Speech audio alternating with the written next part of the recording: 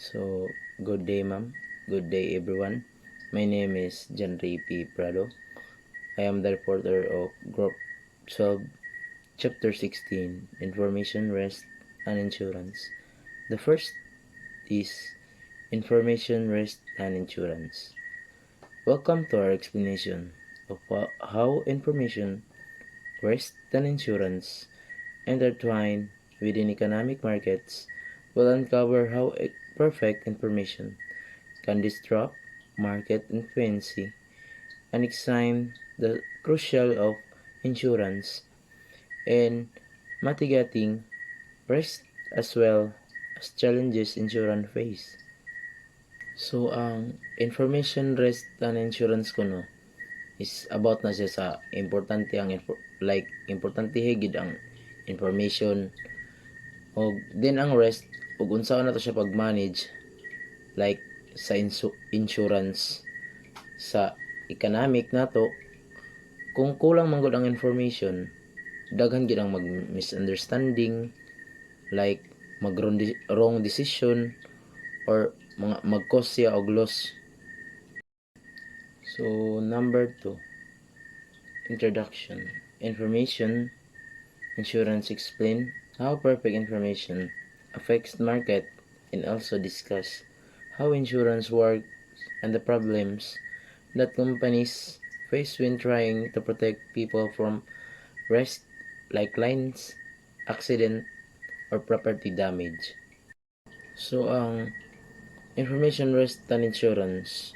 So, mo ni siya ang nagpasabot sa isa ka unsa nga apekto ang or dili kumpleto nga kulang like sa information sa mga kumpanya or tindahan sa isa ka merkado na nagisgot pud kini og kuan paglihok sa unsaon paglihok sa insurance sa mga problema mga ingana then sa mga kumpanya sa pagpaningkamot or maprotektahan ang ato kuan isig katao sa tungod sa lain-lain niya problema para sa sakit, disgrasya. So, number 3, imperfect information. Agreement for maintenance or repair services beyond the essential warranty protecting against future cost. Kining kuan information may tabo ra ni kung kulang ang duha ka partido og kuan like seller or buyer. So example, kibali og mopalit kag laptop nya dili gid ka sure 100% nga nitago or na-doubt nga laptop.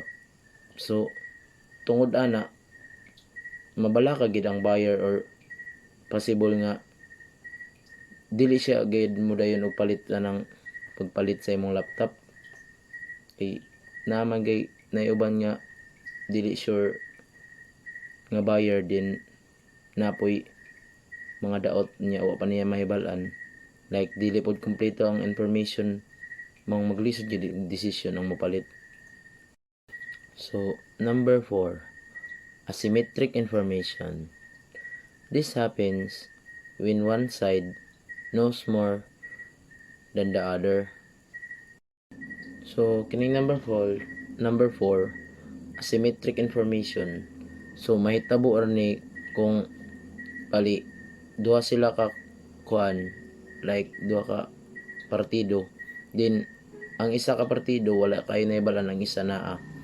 Then example, ang isa ka seller kabalo siya sa unsa ka kondisyon ng sakyanan kaysa buyer nga mopalit.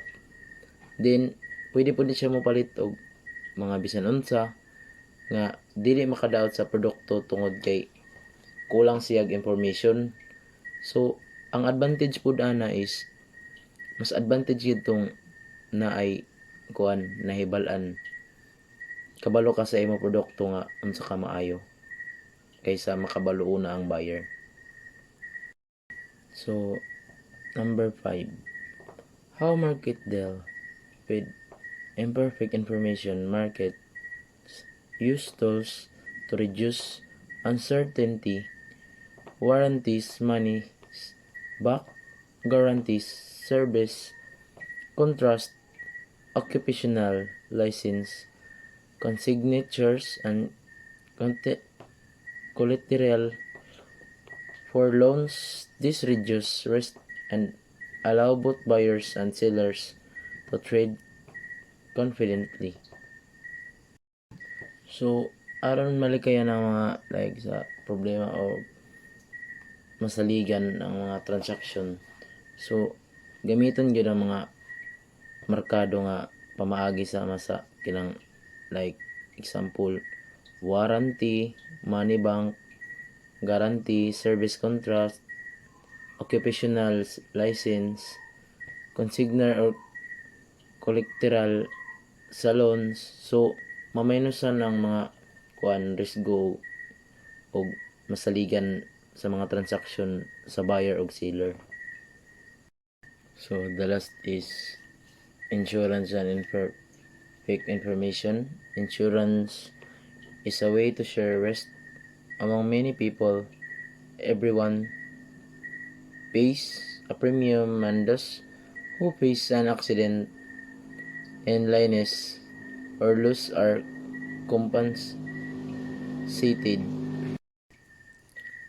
So ang insurance kay usap po na siya kapamaagi nga mga tao nga magtinabangay para ma-share and rest niya dili tanan tao like maaksidente, magkasakit sa like sa parehas ng mga panahon, pero tanan magbayad og gamay nga like kantidad or like premium sa hospital. Kaya ang kwarta nga lang giipon ibutang sa ka common fund kung adunay mga tao kibali nga ma-accident, magka-problema, gikan sa fund ang magbayad para matabangan siya. Bura siya kinang association gyapon ba. Pero nganong matawag man nga imperfect information, like kay dili kabalo ang mga like insurance company exactly o kinsa aksidente o kano sa mahitabo ang sakit, pero kabalo sila dili kabalo usa kadako nga lang rest mao nang ang rest sharing ang solusyon para sa like maaksidente mo ra na solusyon like sa fund. So kibali example na ay 100 ka driver, ang total damage na sa tanan possible or accident sa isa ka sakyanan is bali 186,000. So kibali para pa mabayaran ni ang insurance sa kumpanya maka-change ka og 1,860. So kibali kada driver per year bisan wala na sila na aksidente na mga driver makatabang sila sa fund. Pero kung si driver kuan kinang siya ang naaksidente, kinang ang insurance mo bayad sa iya damage niya, dili siya mo shoulder sa tanan gasto. Then dako kayo unta ang mga mawala sa usa ka tao, pero tungod kay naamantay kinang sharing rest like tong sa fund, gamay-gamay ra kan gid ang iya mabayaran tungod ana. Hi guys, my name is Christian James Cutiangco and my topic is the continuation of information, risk, and insurance. So here, problems in insurance market. So we have these two problems in insurance markets. So first, moral hazard. This arises when individual behave carelessly because they are protected with insurance knowing their loss will be covered. So morning mga tao nga careless, mga nagatake og high risk kay kumbaga insured man sila. Lagi morning mga nga behavior, mga careless nga behavior. So second is adverse selection. This problem occurs when high risk individuals are more likely to seek and purchase insurance than low risk individuals, as insurance offers them greater perceived value. So mo siya ang So adverse selection happens if katong mga high risk insurance, high risk people lang tong mga ganahan magkuha og insurance. So possible result ani if ingon ani permi ang mahitabo kung baga kung mga high risk people lang ang nagatake og insurance. So possible ani is motaas ang premium or kaya maguba ang market insurance, tas naga-drop out or back out tong mga low risk na people. And government social insurance, mo ni siyang government na nag-often step in to provide social insurance programs. So what kind of programs ang ilang ginahandle? So first, unemployment insurance. So they provide temporary financial support to individuals who lose their jobs through no fault of their own. So kaning unemployment insurance is para ni sa mga tao nga walay trabaho temporary. Yes, temporary. Mo ni siya. Para lang ni sa mga tao nga way trabaho temporary. And second is pension benefit programs. Pension benefits programs offers safety net for retirees and individuals with disabilities. Mo ni siyang para ni siya sa mga tigulang nga tao kanipud sa mga retired na sa trabaho. Yes, mo ni siya. Mo ni siya ang niya target niya. So kanilong. So in summary, information, risk, and insurance explains that markets do not always work perfectly because people do not always have full information. Insurance helps people manage risk, but it also faces problems like moral hazard and adverse selection. So to fix this, companies use cost-sharing tools and governments provide social insurance programs. Good day everyone. My name is Jarcy Libando and my topic is financial markets. Number one, introduction financial markets explain how business and households interact in financial markets. It show how firms raise money, how families invest, and how people build with over time.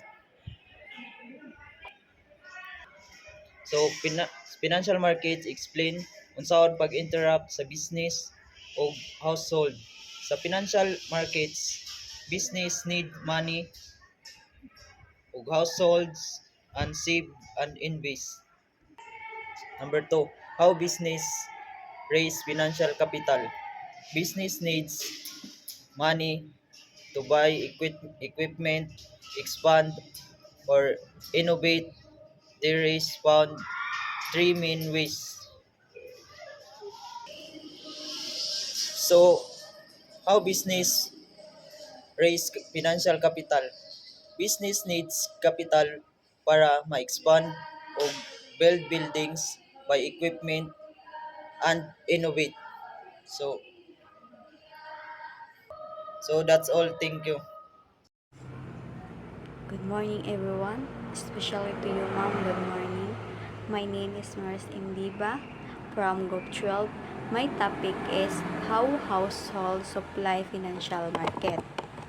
Households save money and invest in bank account, certificates of deposit, bonds, stock, mutual funds using real estate. So, ang bank account is accounts offered by banks where individual can deposit and withdraw money. So, ang bank account, nagdeposit na sila og kwarta para dali ra makuha ang kwarta o gamay ra ang interest nga makuha niini. So, ang certificates of deposit is a type of savings account that hold a fixed amount of money for a fixed period of time. Ang mga CDS kasagaran nagtanyag og mas taas nga interest kaysa ordinaryo nga savings account. Apan adunay mga penalties kung kuhaon ang kwarta sa dili pa ang early withdrawal. So, ang bonds is a debt instrument issued by corporation or governments to raise capital. Ang bonds is ang mga investors nagpahulam og kwarta sa periodic interest payment nga ang pal ibayad pagbalik sa pagkahuman sa panahon. Ang mga bonds giisip nga dili i-offer ang higher potential return. So, ang stock is represent ownership share in a corporation. Ang mga stocks is ang mga stockholder mahimong makaganansya kana gikan sa company. Success through dividends and capital appreciation. So, ang mutual funds is a portfolio of stock, bonds, or other assets managed by a professional fund manager. So, ang mutual fund is gitugunan sa mga mutual funds ang mga investor nga mga diversify ang ilang mga investment sa laing-laing mga securities. So, ang housing real estate is investment and residential or commercial properties. Ang housing is so kini siya is dili kayo dali nga investment kon itanti sa mga stock of fund o naginahanglan og dakong mga kapital. Then this investment option differ in return, how much money you can gain, risk, how likely it is to lose money, liquidity, how easily the investment turn into cash. So, ang sa return is the profit or income generated from an investment. So, kini siya is isip porsyento sa initial investment kaya ang mas taas ng porsyento nga ginansya kasagaran return often come with higher risk. So, ang sa risk is the possibility of losing some or all of the initial investment. So, ang risk is nakadepende sa klase sa investment. Sa liquidity is the ease with which an investment can be converted into cash without losing value. So, sa liquidity, ang mga investment dali ra mahimong cash o dali ra mabaligya. Then, sa generally, low risk, low return savings account. High risk, high return stock. So, ang pasabot ani is dili kaayo delikado ang pagtipig sa bangko pero gamay ra ang ginansya. Example ani is savings account. Mas safe siya pero gamay ra ang interest na makuha niya. So, ang sa high risk, high return stock is ang pasabot pud ani is mas delikado ang pag-invest sa stock pero naay possible nga makaginansya og daghan. Example ani is stock. Ang example ani is stock, mas taas ang tansa nga mawad-an o kwarta pero dako pod ang posibilidad nga madungagan ang imong kwarta. So, example pod ani is savings account, very safe but very low return stock.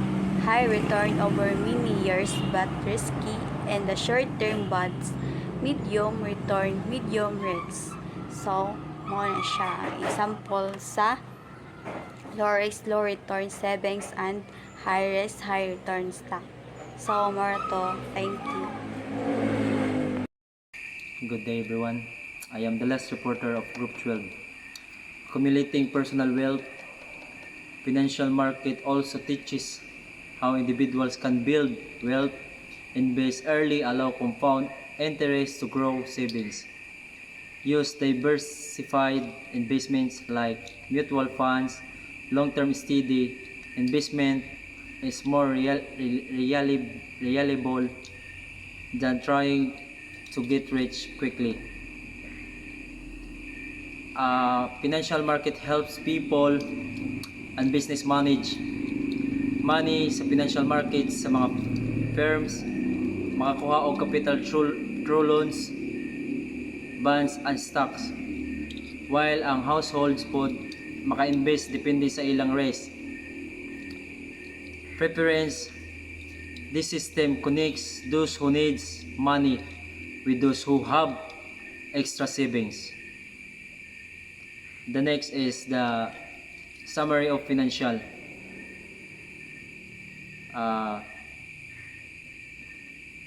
Financial markets connects those who need money, businesses with those who save money, households, firms raise capital through loans, bonds, and stocks, while households invest according to the race preferences.